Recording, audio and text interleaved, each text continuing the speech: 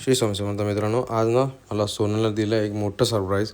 मला पण नव्हतं माहिती की सोनलला आज मला सरप्राईज दिलं एवढं मोठं. ते काय ते पुढे सांगतो. इथे बाबू मस्ती करत होता, मस्त त्याची मस्ती चालली होती आणि आता अजिबात राहत नाही. आणि सरप्राईज म्हणजे हेच होतं की 31च्या दिवशी सोनलने स्वतः आणलं होतं चिकन आणि मम्मी बनवत होती. हा साधा रस्सा आहे, इथे रस्सा खात होतो मी, फक्त रस्साच होता आणि चिकनचे हे होते. हाच सरप्राईज होता सोनलने मला दिला. इथे राईस आणि सोनल स्वतःसाठी पनीर पुलावची तयारी करत होती. इथे पनीर पुलाव बनवत होती. कारण की माझं चिकनचं तर रेडी झालं होतं रस्सा आणि मी आणि मम्मीने थोडासा खाऊन झालाच होता. पहिले ते सोनल पनीर कट करते बघा.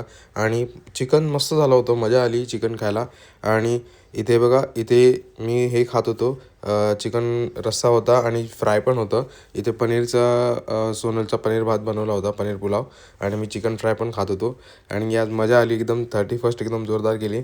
न्यू इयर बाहेर सगळे फटाके फुटायला लागले तर बाबू एकदम हे व्हायला लागला, घाबरायला लागला, कारण की फटाके फुटत होते ना.